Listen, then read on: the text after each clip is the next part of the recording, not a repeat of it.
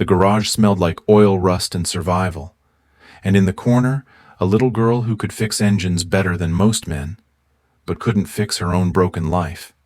In a rust-streaked garage tucked behind a forgotten stretch of Kentucky road, 12-year-old Gracie Miller wiped grease from her hands with the corner of an old flannel shirt that used to belong to her mother.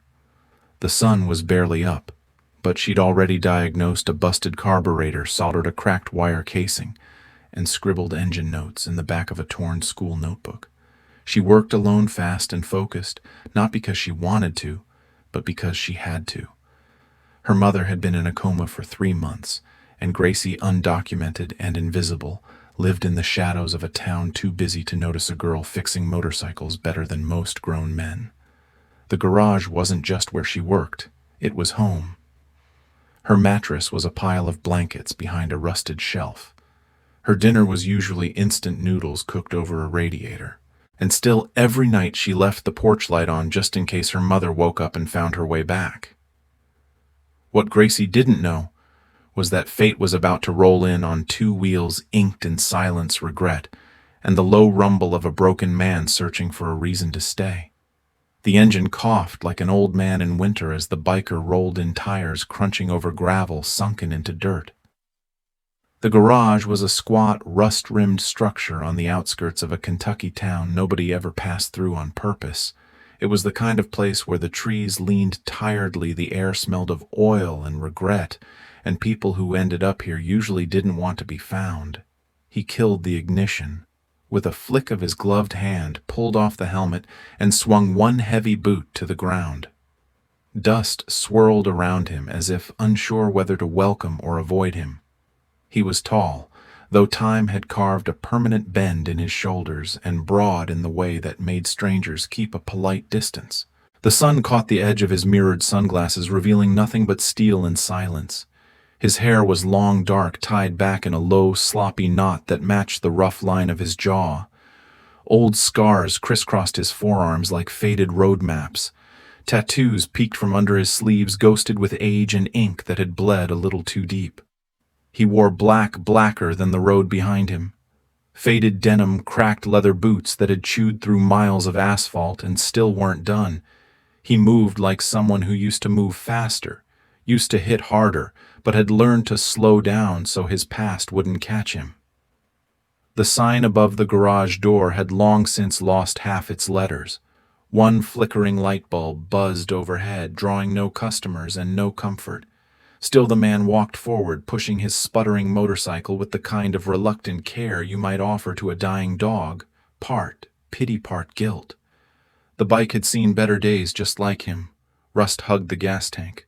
The seat was patched with duct tape, and the rearview mirror hung loose, a perfect metaphor. He didn't knock, just stood there letting the engine's final gasp echo into the quiet. Inside he heard metal tools clinking. No music, no chatter, just the rhythmic pulse of someone working fast, steady, sure. He squinted toward the garage's half-open bay door, adjusting his stance as if unsure whether to expect a grizzled old mechanic or some teenage dropout with greasy fingers. Either way, he didn't plan to talk much. He never did. Words had weight, and he'd spent too many years speaking the wrong ones. A gust of wind kicked up dust behind him, but he didn't flinch. He lit a cigarette with the edge of his thumb, the motion automatic practice something he did when silence stretched too long. And still, he waited, for someone to notice, for someone to say we're closed, for something, anything, to pull him back to the road. But what he didn't know was that the person walking out from under the lifted hood wasn't a man, wasn't even old enough to drive. She was 12. Barefoot, sharp-eyed, and holding a wrench like it was part of her body. She looked at him once, then the bike, then wiped her hands on the front of her oil-streaked shirt and said, "You want it to run or you want it to sing?" For the first time in weeks, the man blinked like something had broken through the layer of dust he'd built around himself. He hadn't expected the mechanic to be a kid, much less a 12-year-old girl with engine grease smudged across her cheek and a fire behind her eyes that didn't belong to someone that young. At first he said nothing. just handed her the keys, nodded toward the busted Yamaha, and waited for some adult to appear from the shadows and take over. But no one came. She inspected the bike in silence, crouched with the precision of someone who'd done this 100 times. Her hands moved fast, too fast for a novice, checking the plugs, tightening bolts, testing the chain, wiping down the throttle housing with a practiced flick. Her concentration was absolute, clinical, like this machine was the only thing standing between her and the end of the world. And maybe he thought later it was. When she finally spoke, her voice was calm, but clipped all business. Your timing belt's loose, brake fluid's leaking, rear springs bent from the inside. She didn't ask what happened or how, just told him what it needed, how long it would take, how much it would cost, though her price was far too low. You the only one working here, he asked, testing her. She didn't look up. Yeah. Where's your old man, he pressed. She gave a dry shrug as if the question was too big or too pointless to answer. He didn't push. Something in her stillness told him this wasn't a situation where questions helped. So he watched. Watched how she wiped tools after use. Watched how she kept a half-eaten granola bar wrapped in a paper towel under the workbench. Watched how she turned off the lights she wasn't using, every bulb, every switch, like electricity was a luxury. She didn't wear shoes. Her feet were calloused and stained with oil, her jeans too big and cinched at the waist with what looked like a jump rope. And her voice, when she did speak, carried that blend of caution and command that only came from kids forced to grow up faster than they should. Over the next hour, while she worked and he waited, small things began to surface. There was a mattress behind a rusted shelving unit layered in old blankets. A single bowl and spoon on a crate near the back wall. A dog bowl, though no dog was in sight. A school workbook torn at the corners, half buried under an alternator. He watched her eat a cold can of beans with a screwdriver handle. No complaints, no hesitation. And when the wind blew through the broken side window, she calmly pulled on an oversized hoodie and tucked her hair behind one ear without ever looking up from the brake assembly. He didn't ask why she was alone. He already knew. Life had a way of abandoning people without explanation, and this girl looked like she'd stopped expecting anyone to stay a long time ago. Still, it unsettled him. There was no adult here, no family, no backup. Just her and the machines she kept alive like they were her brothers. She moved like she belonged to this place, like she was welded into the walls. And the most jarring part wasn't how competent she was, but how normal she made it look. Like sleeping in a garage, fixing motorcycles, and fighting to stay invisible was just another Tuesday. He didn't remember the last time he stayed anywhere long enough to finish a cigarette, let alone care about someone else's business. But something about the girl, about the way she worked in silence and barely blinked when the wind slammed the garage door shut, made him linger longer than he meant to. Ray Dawson had been many things in his life, biker, brawler, drifter, but brave wasn't one of them, at least. Not where it mattered. 12 years ago, he'd walked away from a hospital hallway lined with flickering lights and unanswered questions. There had been a woman with tear-streaked cheeks begging him to stay a newborn in the ICU, wrapped in too many tubes, and a decision that should have been easy if he'd been half the man people thought he was. But he wasn't. He'd left. Told himself he wasn't ready. Told her the child wasn't his. Told every lie he needed to disappear into the road. And the truth. It chased him for over a decade. Always a few miles behind, always showing up in the reflection of gas station mirrors, or in the eyes of kids who looked too much like him to ignore. He thought he'd buried it.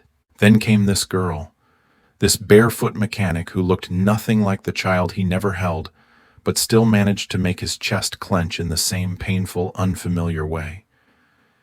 She hadn't asked for help, hadn't flinched when he raised his voice the first time, hadn't begged for anything, and maybe that's what cracked him. Ray didn't believe in signs, but he knew guilt when it sunk its claws in, And this garage reeked of it, coated every wall, every wrench, every corner with the quiet resilience of someone left behind. He started with small things. A bolt tightened here, a tail light fixed there. Said he was just killing time while she worked. But the truth was, he needed a reason to come back. Needed something to do with his hands that didn't involve hitting or running. One night it rained hard. She didn't come out to unlock the door. He waited engine idling in the gravel, pretending he didn't care. When she finally stumbled out pale and trembling, her breath hitching from fever, he didn't think, just picked her up, threw his jacket over her shoulders and drove. Straight to the hospital. No questions. No paperwork. No lies.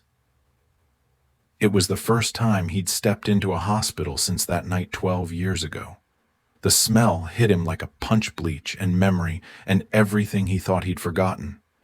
But this time he didn't run.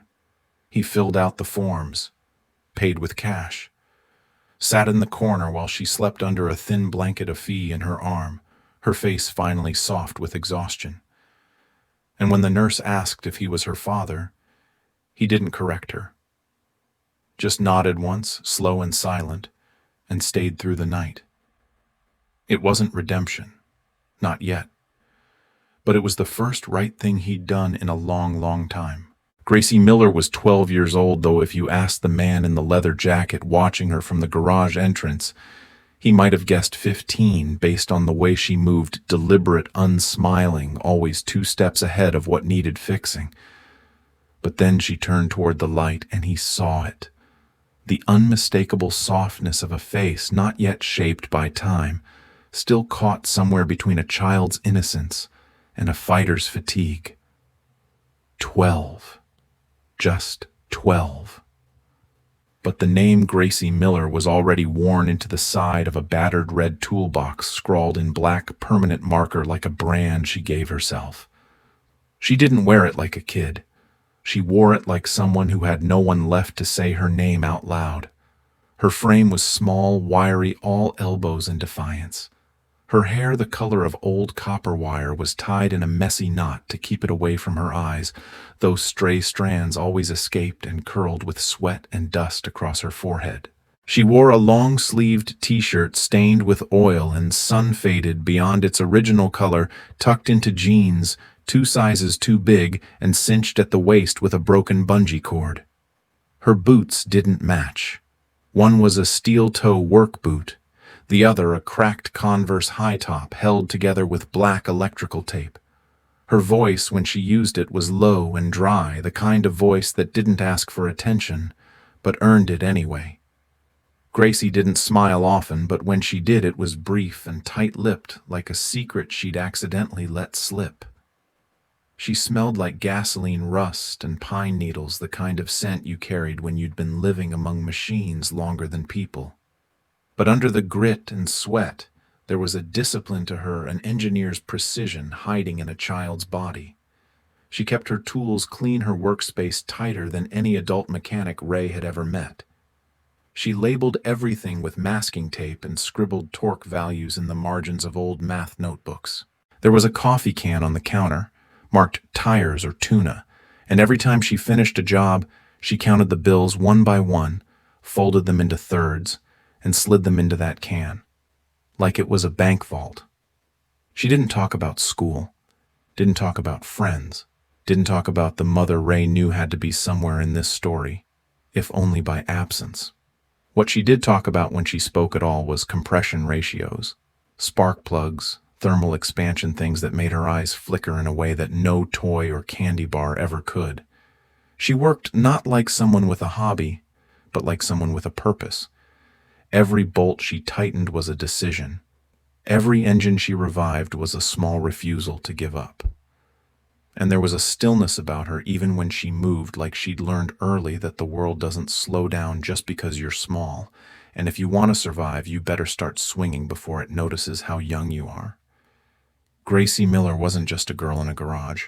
She was the garage, its keeper, its mind, its stubborn, soot-covered soul.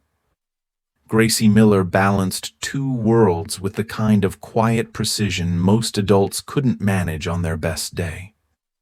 At 7 in the morning, while other kids were dragging backpacks through the school parking lot, she was already elbow-deep in a dirt bike engine, fingers slick with oil breath fogging in the cool garage air as she muttered to herself about misfires and carbon buildup. By 8:30, she'd wiped her hands on an old towel, pulled a hoodie over her grease-stained t-shirt, and walked the half-mile to school with a small notebook in her back pocket. Not for homework, but for jotting torque specs and fuel-air ratios in the margins. She sat in the back of every classroom, quiet, alert, and always tired, but never inattentive. Her teachers described her as unremarkable, but that was only because none of them had ever seen her pull the cylinder head off a four-stroke engine and rebuild it from memory. When the last bell rang, she didn't stay to talk or play or pretend. She walked straight back to the garage, unlocked the rusted door with a key tied to her shoelace, and resumed work as if the school day had only been a coffee break. Changing oil was second nature. She moved with mechanical rhythm, lift, drain, seal, refill, like her body had memorized the steps before her mind did. She replaced spark plugs in under 3 minutes without stripping the threads. She tuned carburetors by ear, relying on a finely trained instinct that seemed almost unnatural for someone who hadn't even hit her teenage years. Clutch cables. She could adjust those in her sleep. Brake pads done before the sun went down. And when something stumped her, which wasn't often, she didn't panic or pout. She wiped her hands, sat cross-legged on the concrete floor, flipped through one of the battered repair manuals she kept under her cot, and figured it out. She had no one to teach her, no mentor over her shoulder, just memory, necessity, and a stubborn refusal to fail. Every job she took wasn't just about money. It was survival. The customers didn't know her story, and she didn't offer it. They came, they paid, they left.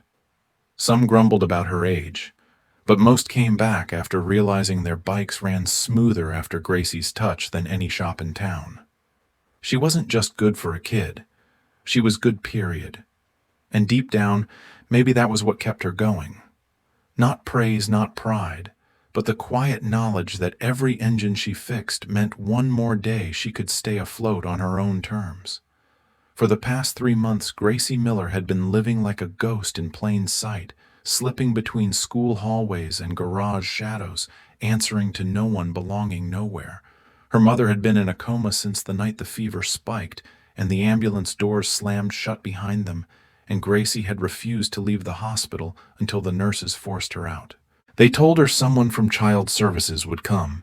They told her an aunt in another state had been called. But Gracie knew better. She'd heard the way they talked when they thought she wasn't listening, words like ward of the state placement, temporary custody. Words that meant strangers. Words that meant being torn from everything familiar and shipped off to some unfamiliar room with rules and bedtime schedules and people who didn't know how her mom liked her tea or why she never left the house without checking the tire pressure. So Gracie ran, not with a suitcase, not with a plan, just with the garage keys her mother had left on the kitchen counter and the determination to keep them both from disappearing. She stopped answering calls. She erased her name from school forms. She told the neighbors her mom was visiting family out of town. When someone from social services knocked, she stayed so still under the workbench she swore she could hear her own heartbeat echo in the wrench drawer.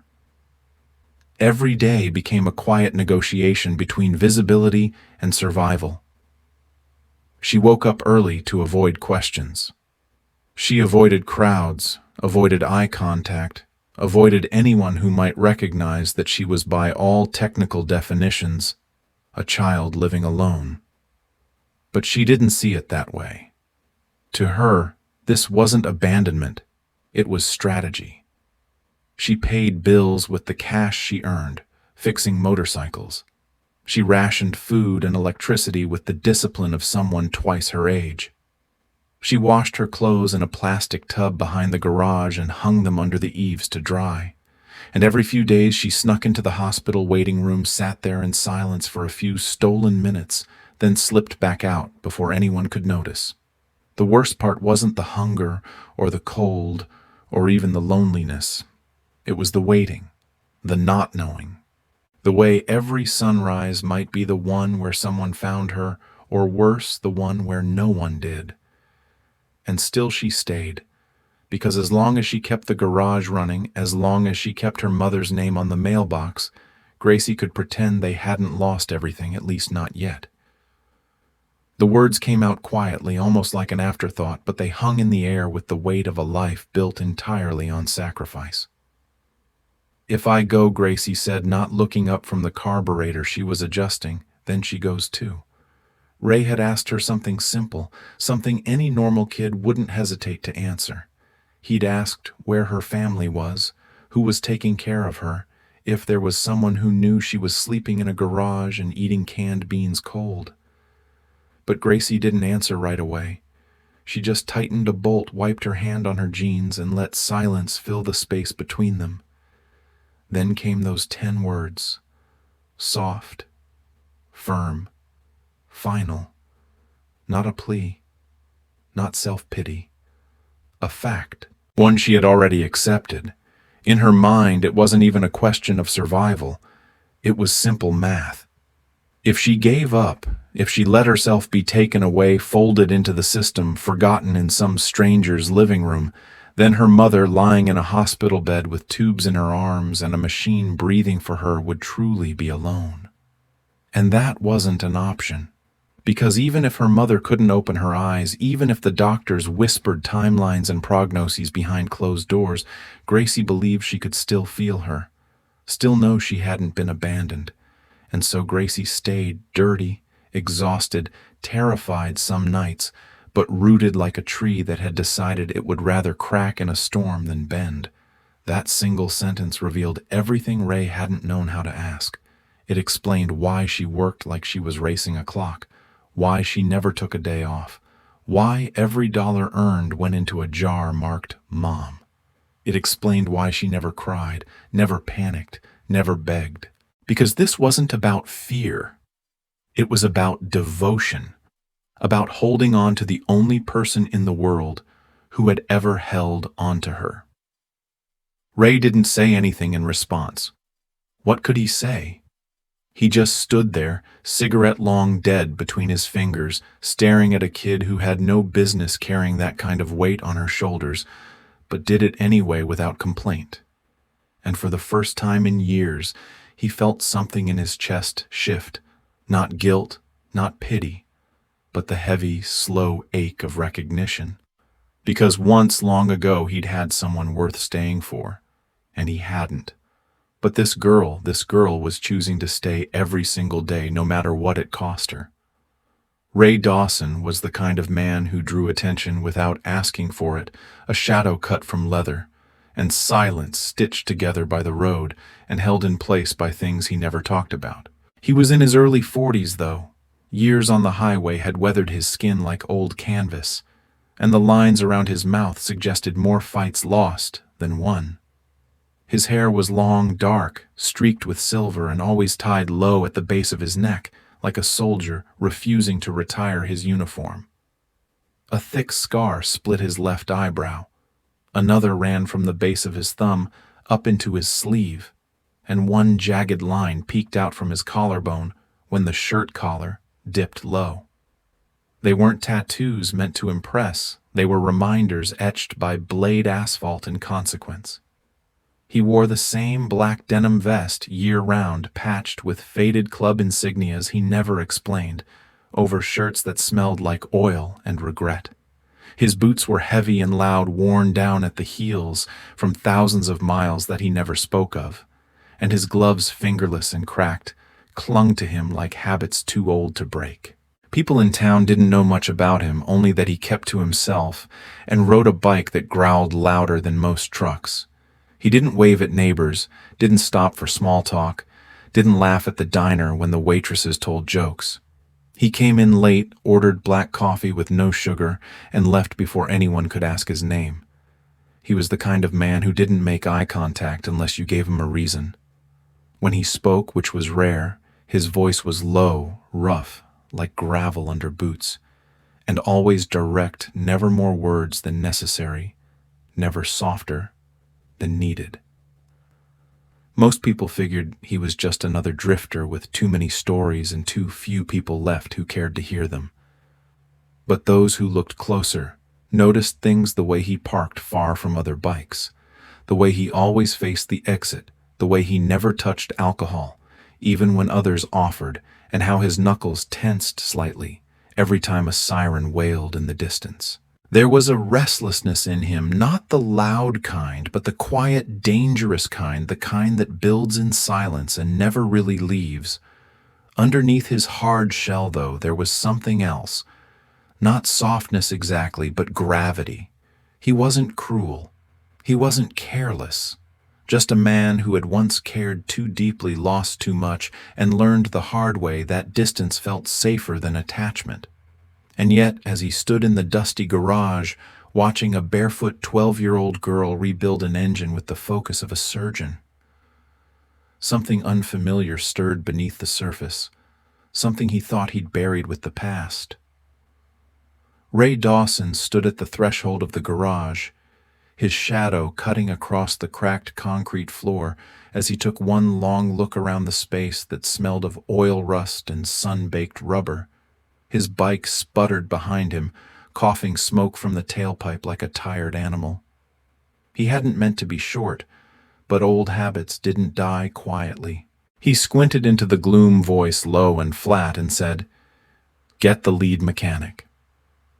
He expected a bearded man to come out wiping his hands on a rag, maybe someone in their 40s with a cigarette dangling from his mouth and a bad attitude to match. But instead, from behind the lifted hood of a dirt bike, a small figure crawled out on hands and knees, barefoot, ponytailed with grease smeared across her cheek like war paint. She couldn't have weighed more than 80 pounds, soaking wet. Her shirt was too big, sleeves rolled to the elbows, and her jeans were cinched tight with a rope at the waist. She wiped her hands on a shop towel, tossed it onto the workbench, and looked up at him with eyes too steady, too old for someone her size. "That's me," she said, her tone crisp and unimpressed. "Gracie Miller. What's wrong with your bike?" Ray blinked. He wasn't used to being surprised, much less corrected by someone who didn't even come up to his chest. He crossed his arms, glanced over her shoulder as if waiting for an adult to step out from the shadows and say, "This was all a joke," but no one came. Just the buzz of a flickering overhead light and the faint whine of cicadas outside. "You're the mechanic?" he asked, this time slower. "Unless the tools are haunted," she deadpanned, already walking toward his bike without waiting for permission. Ray felt something twist in his gut, not anger exactly, but something more complicated. He hadn't meant to insult her, but his tone had made assumptions, and she'd called it out without flinching. He watched her circle his bike like a hawk, crouch near the chain, tap the exhaust twice, and nod to herself as if confirming a hunch. "Spark plugs fouled, you've got a misfire in cylinder 2, and your carburetor's off balance?" She muttered more to the engine than to him. Whoever tuned this last either didn't know what they were doing or they didn't care. Ray opened his mouth to respond, but no words came. The usual arrogance he met with silence or a barked retort didn't work here. She wasn't trying to impress him. She didn't even seem to notice him beyond the mechanical problem in front of her. In that moment, the power shifted, not with volume, but with certainty. And for the first time in a long while, Ray Dawson didn't feel like the biggest force in the room. From beneath the lifted frame of a dusty dirt bike, a small hand emerged first, followed by a pair of skinny arms covered in oil smudges, then a mop of copper hair tied back in a crooked ponytail. Gracie Miller slid out on her stomach, grunting softly as she reached for a wrench that had rolled just out of her grasp.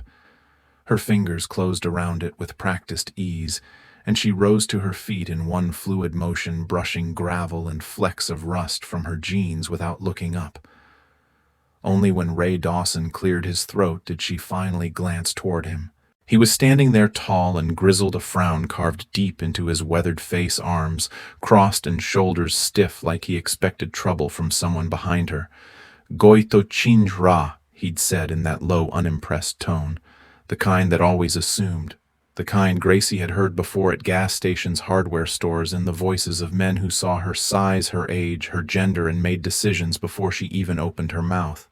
She met his gaze with the steady calm of someone who didn't have time for pride or permission. Then, without a trace of irony or hesitation, she said clearly, "That's me, sir. I'm the lead mechanic." Ray blinked. His brow furrowed deeper and his eyes darted around the garage like he expected someone to pop out and yell, "Gotcha." But all he saw was a mattress rolled up near the back wall, a wall of tools organized with almost military precision, and a chalkboard covered in engine diagrams, torque ratios, and handwritten notes too advanced for someone who hadn't even reached high school. "You're kidding," he muttered, more to himself than to her. Gracie just shrugged already, wiping her hands on a rag and nodding toward his bike like she was ready to work. There was no puffed-up confidence in her tone, no sarcastic bite. Just a simple fact presented plainly. She didn't need to prove anything, she had work to do. That more than anything made Ray pause. He'd met his share of loudmouth kids pretending to know engines, all swagger and no skill. But this girl, she was quiet, composed, focused, like she belonged here more than he did. And the way she moved, the way she rolled out from under the machine without embarrassment, stood upright, and delivered her line without flinching, was a kind of authority he couldn't argue with. In that moment, Ray didn't just see a girl who happened to know machines. He saw someone who had built her whole world on the bones of engines and hard-earned skill, and who didn't need him or anyone to validate her right to be exactly where she stood. The final bolt clicked into place with a confident twist, and Gracie wiped the sweat from her brow, using the back of her arm, smearing a black streak across her temple without noticing. She didn't announce that she was done. She didn't ask for approval or explanation. She simply stood, rolled her shoulders, and gestured toward the motorcycle like a magician who didn't need applause. Ray Dawson raised an eyebrow, skeptical. He didn't say anything, but his silence was loud. He stepped forward, swung a leg over the seat, turned the key, and held his breath as he thumbed the ignition. For half a second, there was nothing. Then the engine purred to life, not with a cough or a sputter, but with a clean, low hum that settled into a rhythm so smooth it made the hair on the back of his neck rise. The sound was perfect. No hiccups, no backfire, no uneven pull. It was the kind of engine tone that mechanics spent years chasing and rarely caught. Ray tightened his grip on the handlebars, twisted the throttle gently, and listened as the engine responded like it had been born new again. His jaw flexed, but he said nothing. He glanced at the mirrors, at the clutch tension, at the idle, all of it exactly where it should be. Not just fixed, but tuned, personalized, understood. He dismounted slowly, eyes still on the bike, as if it might offer some explanation for what just happened. Gracie stood a few steps away, arms crossed, her expression unreadable. She wasn't smug. She wasn't waiting for praise. She was already cleaning up the tools, sorting sockets back into their tray, wiping the grease off the wrench before sliding it into its designated slot. It was just another job to her, another machine brought back to life, another piece of the day done right. And that more than anything made Ray's chest tighten. He'd come in expecting to argue, to correct, to take over. Instead, he'd been disarmed by competence so precise, so unapologetic, that there was nothing left to question. She hadn't won by shouting or proving a point. She'd won by doing what few could, fixing something broken without fanfare or failure. Ray opened his mouth, then closed it again. Words felt clumsy in the face of what he'd just witnessed. So he nodded once, slow, almost imperceptible, and watched as the girl who called herself the lead mechanic returned to her world of gears and silence, already reaching for the next thing that needed saving. Ray came back the next day. Not for the bike, it was running better than it had in years, but because something about that garage, about the girl moving through it like a ghost with purpose, had lodged itself in his chest and refused to let go.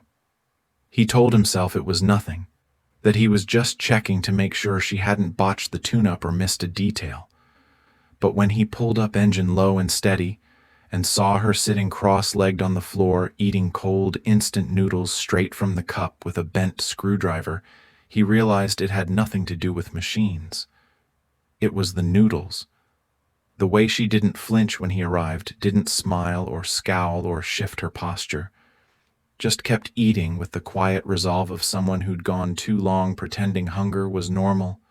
The cup was half full, the broth clinging to the edges, steam long since gone.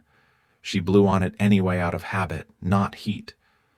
That tiny gesture, so human, so small, made Ray's gut twist harder than any broken rib ever had. He stood there for a moment, unsure what to say. He had never been good at words. Most of his life he let his silence do the talking, or his fists when silence failed. But this wasn't a bar fight or a poker table or a mechanic shop. This was a child eating cold food in a garage where she slept behind a shelf and somehow made the world run like she had it under control. "You should heat that," he muttered finally, his voice scraping the air like gravel. She looked up, blinking once, then shrugged like it didn't matter. "Not enough gas to waste on water," she replied, then went back to eating. That was it. No complaint, no drama, just cold noodles and arithmetic survival. Ray didn't answer. He walked back to his bike, opened the side compartment, pulled out an unopened granola bar, and tossed it onto the floor near her without ceremony. She didn't say thank you. He didn't expect her to. But she did reach for it slowly, cautiously, and that was enough. Later that night, as he sat by his rented trailer drinking lukewarm coffee and staring at the stars he never believed in, Ray realized something: the garage had nothing he needed, and yet he already wanted to return. Not for the bike. Not even for the girl exactly, but for the quiet weight of presence, for the way she reminded him without meaning to that sometimes people didn't need fixing. Sometimes they just needed someone to come back. Gracie never said much, but she watched everything.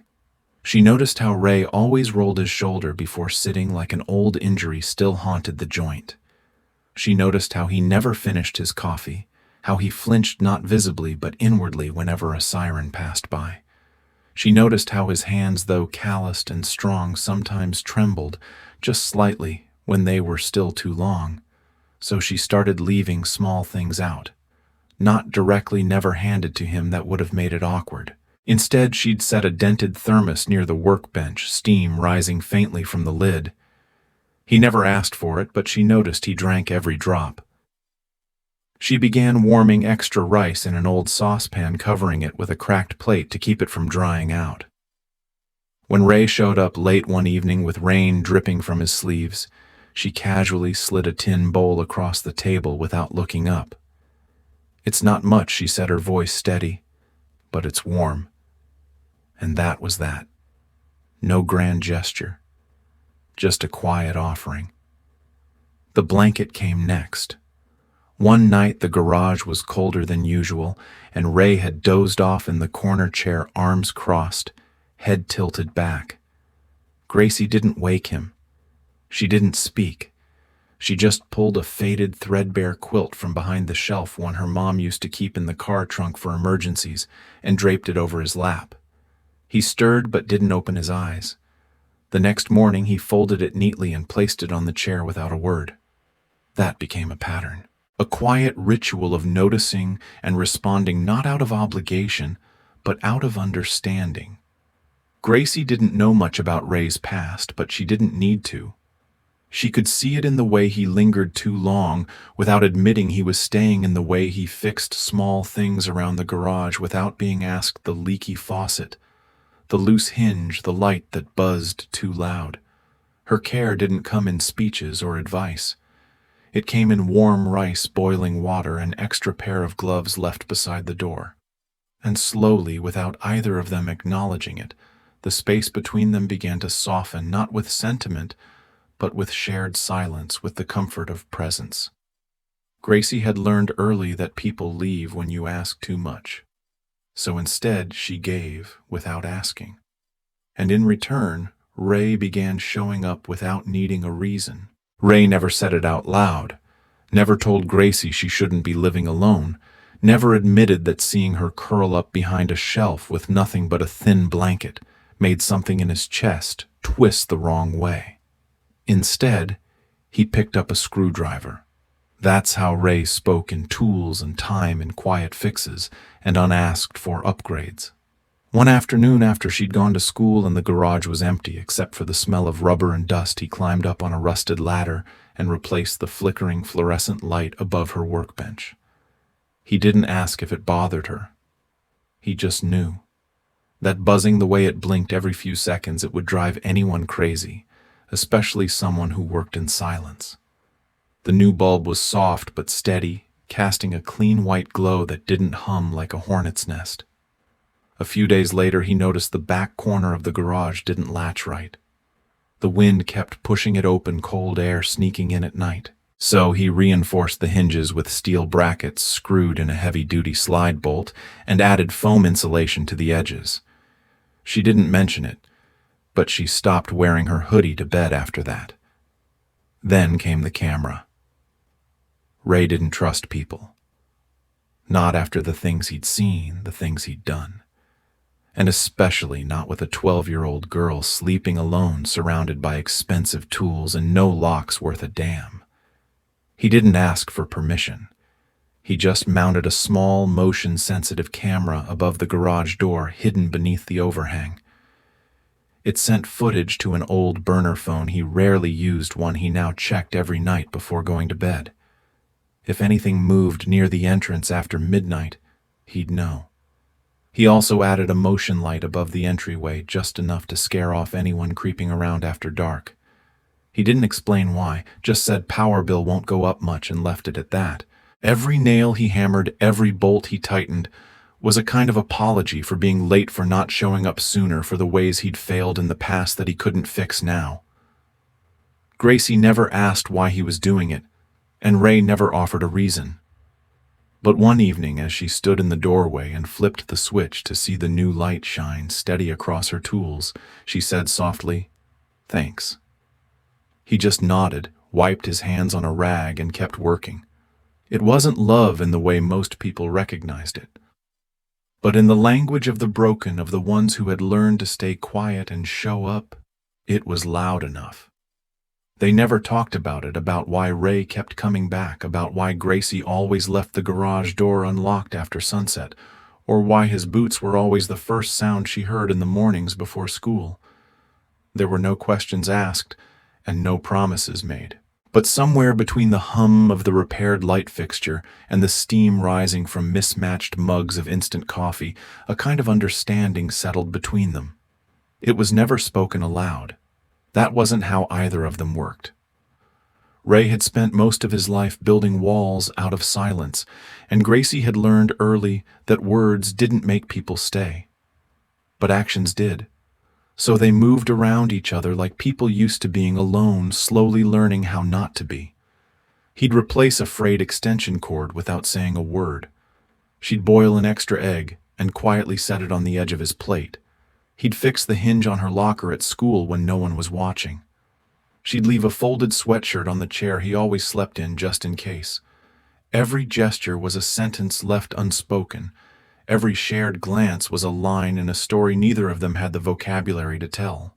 And yet the story wrote itself in quiet mornings and safe evenings, in the gentle rhythm of routines that weren't planned, but kept repeating. Gracie didn't ask why he didn't leave. Ray didn't ask if he was allowed to stay. But every day he showed up, the space between them grew a little softer, a little warmer. There were no declarations, no dramatic turns. Just Ray coming back and Gracie not locking him out. That was the language they both understood, the language of staying. When someone's whole life had been built on people walking away, staying became the loudest thing you could do. One night, as a storm rolled in and the rain drummed hard against the tin roof, Ray lit a candle on the workbench and sat beside her while she did her math homework. He didn't say a word, just sat there thumbing through a dog-eared repair manual, pretending to read. Gracie didn't thank him. She didn't need to. The candlelight danced across both their faces, and in that quiet moment filled only with pencil scratches and thunder, it was clear he wasn't there because of obligation.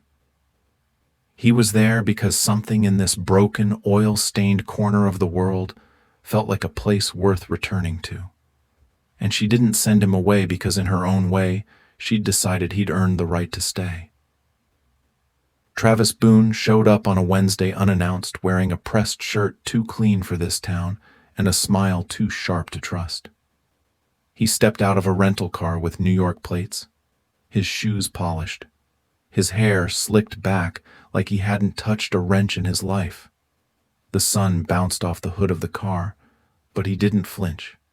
He just stood there, hands in his pockets, surveying the garage like it was something he'd once misplaced and now meant to reclaim.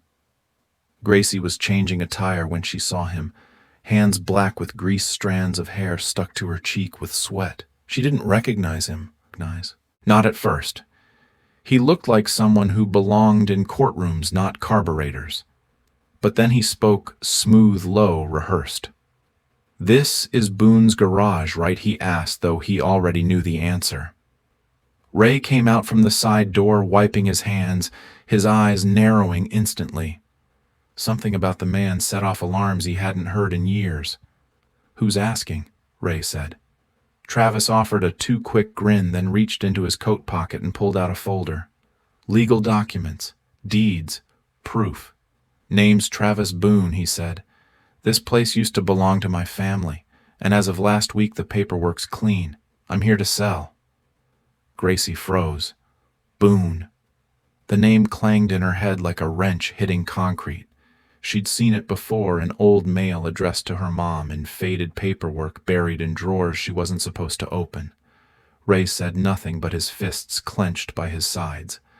Travis looked past him, locking eyes with Gracie now, as if studying her for the first time. "You must be the girl everyone's been talking about," he said with a smirk. "Fixing engines like a grown man. That your mother's blood in you." The air turned thick. Gracie's mouth went dry. She didn't answer. She couldn't. Because suddenly it made sense, the name, the sudden appearance. The way her mother never talked about her father, only ever referred to him as a mistake not worth repeating. And now here he was, trying to cash out the only home she had left. He hadn't come for her. He hadn't come out of guilt or longing. He came for the building, for the money, and the realization stung deeper than any wound she'd ever earned on the garage floor. Ray stepped forward, quiet but dangerous, placing himself just slightly between Gracie and the man who'd abandoned her before she even had a name. The truth wasn't just arriving, it was here, wearing polished shoes and a legal smile, ready to take everything away. Travis Boone didn't raise his voice when he said it. He didn't need to. The cruelty in his words was sharpened by their calm delivery, like a knife that didn't need to be swung to cut deep. He stood in the middle of the garage, clean shoes now dusted with gravel, and looked down at Gracie like she was a stain he had just noticed on an otherwise clean floor. "You think this place is yours?" he said, voice flat, eyes cold. "You're just a mistake, a bastard, an accident your mother tried to hide." Gracie's chest went still. The wrench in her hand slipped, hit the concrete with a metallic clang, but she didn't hear it. All she could hear was that word bastard echoing through her like a crack in her foundation. Ray stepped forward instantly, shoulders tense, jaw clenched so hard the muscle jumped. "Watch your mouth," he growled. But Travis barely glanced at him. He was focused on the girl, on the one thing in this place he hadn't accounted for. "You don't belong here," he continued, tone-clipped, efficient like a man crossing off a list. This garage has my name on the deed. I've got lawyers ready, buyers lined up. I don't care what sob story your mama spun before she died. You're not family. You're not entitled to a damn thing." The words landed one by one like slow punches, each one designed to hurt, not just displace. And they did. Gracie stood there, motionless, lips slightly parted, as if trying to swallow back every tear and tremble at once. Her hands were clenched at her sides, nails biting into her palms, but she didn't cry. She wouldn't give him that. "You left her," she said finally, her voice quiet but not weak. "You left us before I was even born." Travis laughed, a short, bitter sound. "Damn right I did. She was nothing but trouble. Thought having a kid would change things. But I knew better. I cut my losses and now I'm cleaning up what's left." Ray couldn't hold back anymore. "You're the one who left," he said, stepping between them, eyes burning. "And she's the one who stayed, who worked, who bled for this place. If anyone's got a claim, it's her." Travis turned to face him, mask slipping just enough to show the contempt underneath. "Then let her buy it," he snapped.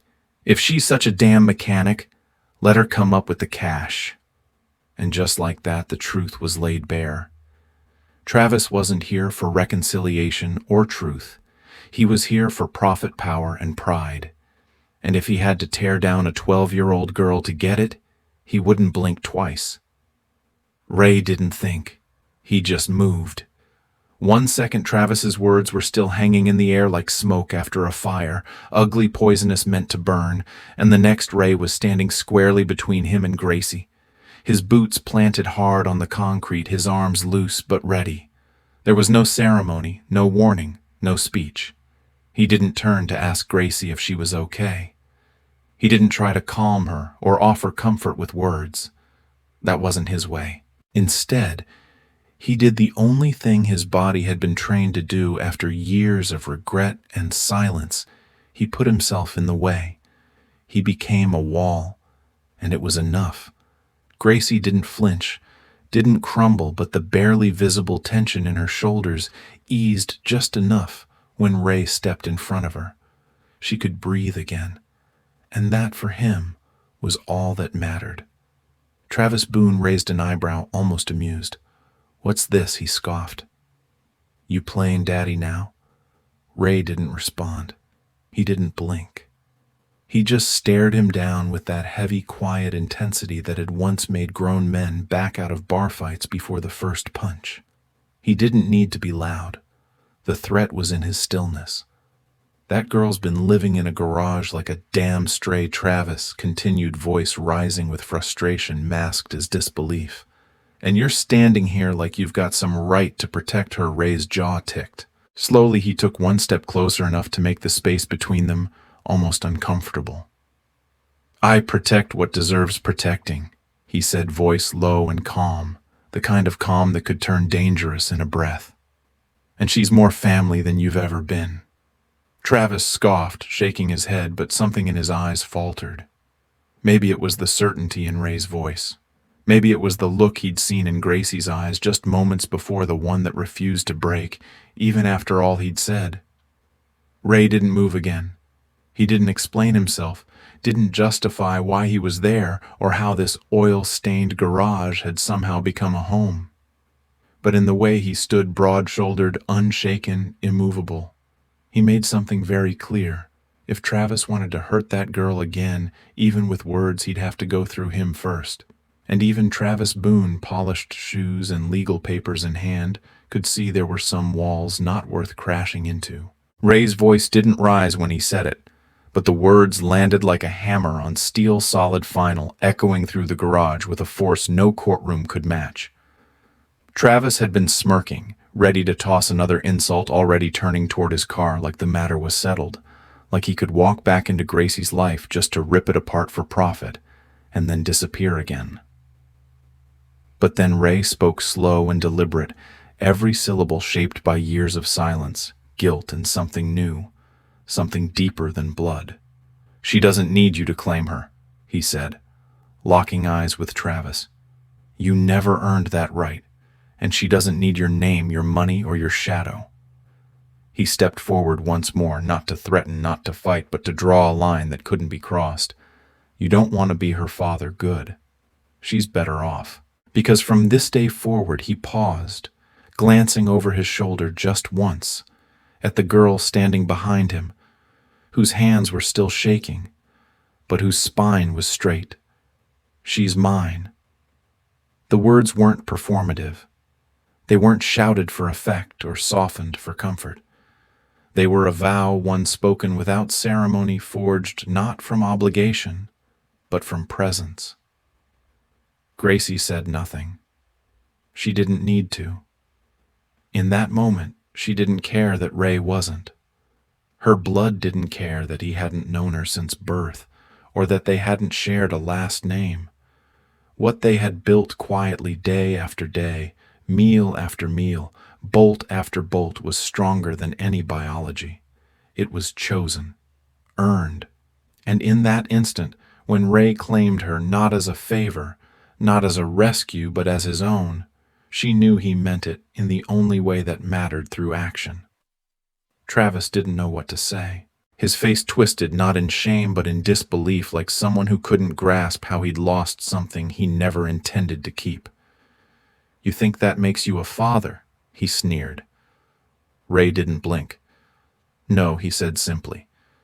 "But I show up. Every day. I fix what I can. I stay. That's more than you ever did." And with that, the conversation ended. Travis turned, muttering something under his breath, and left without another look. The silence that followed was thick, but not heavy. It was the silence of a storm finally past. Ray turned back to Gracie, who was staring at him, wide-eyed but unreadable. He gave her a nod, nothing grand, just enough to say, "You're not alone anymore." And she, for the first time in her life, believed it. The letter came folded in half, tucked into a plain white envelope, with the school district's seal stamped on the corner. It wasn't dramatic. It didn't come with a phone call or a long meeting or an apology for the months she'd spent surviving on her own. It simply said, "Gracie Miller is hereby approved for re-enrollment at Dawson County Middle School, effective immediately." That was it. Black ink on white paper. But for Gracie, it was more than just permission. It was proof that her life was finally, if quietly, starting to shift back into something resembling normal. Of course, it wasn't really the school that had changed. It was Ray. The moment he signed the guardianship paperwork, his signature scratched and crooked, like he still wasn't sure how to hold a pen with confidence. Everything else fell into place. The courts didn't ask many questions. He had a job, a clean record, and most importantly, he showed up. Every time they needed a form, he brought it. Every time someone tried to push Gracie back into the system, Ray stood firm. "She's with me now," he said. "You don't need to look anywhere else."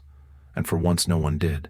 On her first morning back at school, Gracie wore clean jeans, a black hoodie 2 sizes too big that Ray had once used for motorcycle trips, and a backpack filled with new pencils, a calculator still in its plastic wrapping, and a small note tucked inside the front pocket.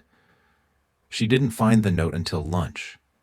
It was scrawled on a gas station receipt in Ray's unmistakable handwriting. "You got this. If anyone gives you trouble, send them to the garage." She read it 3 times before folding it gently and sliding it back into her bag like a secret weapon. No one had ever written her a note like that before. Not her mother, not a teacher, not a relative. It wasn't poetry. It wasn't long, but it meant everything. That day she sat through math, history, and science without flinching. Kids whispered, some pointed, a few tried to test her silence with snide comments. She ignored them. Because when the bell rang and she walked out the front doors, Ray was there, not leaning coolly against his bike like in the movies. Just sitting in the old truck he'd started using since he became her guardian engine, running heater on a paper bag with warm chicken nuggets on the seat beside him. He didn't say much when she climbed in, just glanced over and asked, "School suck as much as I remember." She nodded. He grunted. And they drove off not toward anything grand, but toward something steady. Something real. Something finally theirs. The new sign went up on a quiet Sunday morning, just as the mist was starting to lift off the hills, and the first light stretched across the cracked asphalt in front of the garage. There was no crowd, no ribbon cutting, no grand opening ceremony. Just Ray standing on a rickety old ladder with a drill in one hand and paint on his knuckles, and Gracie steadying the base below, squinting up at the letters as they were bolted into place one by one. The old rusted Boone's garage plaque had been ripped down weeks earlier, its name peeled away like the bad memory it was. In its place, 4 bold words gleamed against a fresh whiteboard: RD Motors, Ray and daughter. It wasn't fancy. The font was a little crooked, and the ampersand looked more like a pretzel. But it was theirs.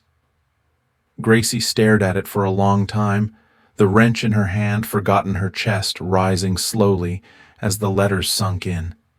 Ray and daughter. She said it silently over and over again like a chant. It wasn't just a name, it was a statement that she belonged, that she was no longer an afterthought, a burden, a shadow living behind the shelves. She was the daughter. She had a place, and it was written in wood and metal for the whole town to see. Ray didn't make a big deal out of it. He never did. He just climbed down, wiped the sweat from his brow, and nodded toward the open bay doors. "You ready to get back to work?" he asked, like nothing had changed. Nothing had, but everything had. Inside the garage, the shelves were organized the way Gracie liked them now. The socket wrenches were in order. Her diagrams were taped to the wall. A second workbench had been added beside Ray's smaller lower, with her own set of tools lined up like soldiers in formation. It wasn't charity. It wasn't symbolic. It was functional. She earned it.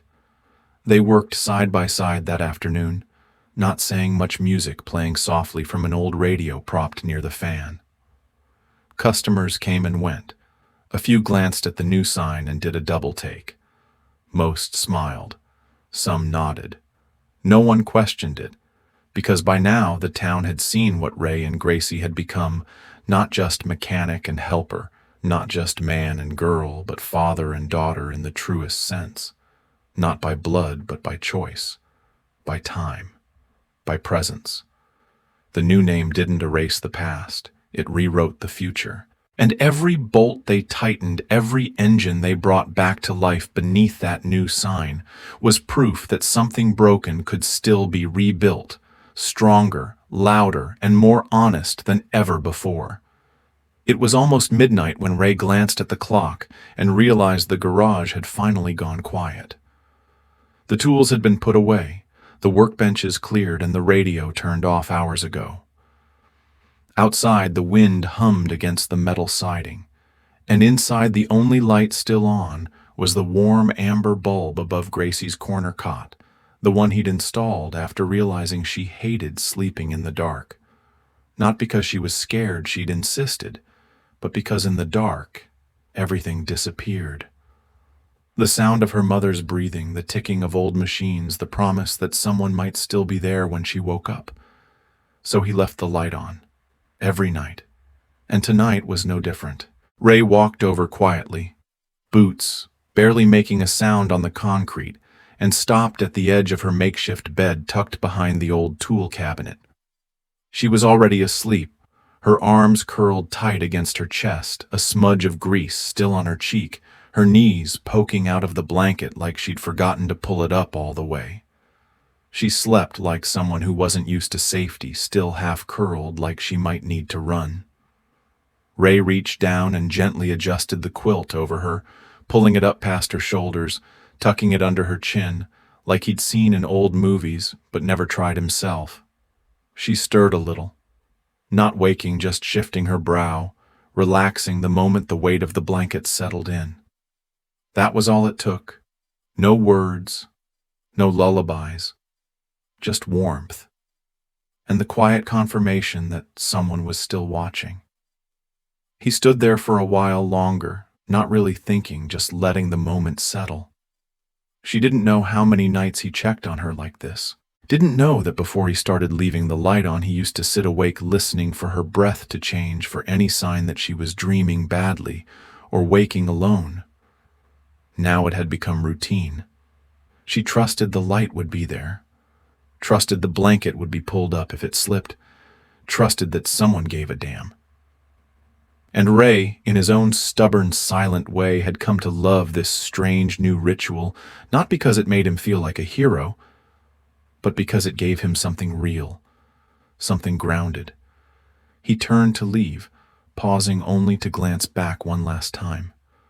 The soft yellow glow of the bulb washed over her face, casting gentle shadows that made her look younger, more peaceful, not like a kid who'd rebuilt engines to survive, just like a kid.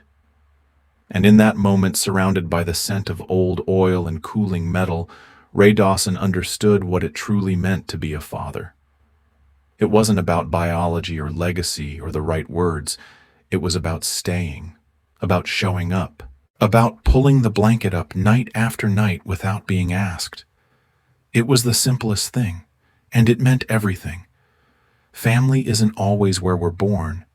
Sometimes it's where someone chooses to stay, not because they have to, not because of shared blood or last names, but because they see, you really see you and stay anyway. Ray wasn't Gracie's father by law at first or by blood ever. He didn't show up in her baby pictures. He didn't hold her hand on her first day of school or tell her bedtime stories. But he showed up when it mattered, with warm rice, with an old blanket, with a broken light bulb replaced in silence. He came back the second day, not for the bike, but for the cold cup of noodles on the floor. He stayed the third day and the day after until the space between them became home. He didn't need her to call him Dad. He just needed her to know she wasn't alone.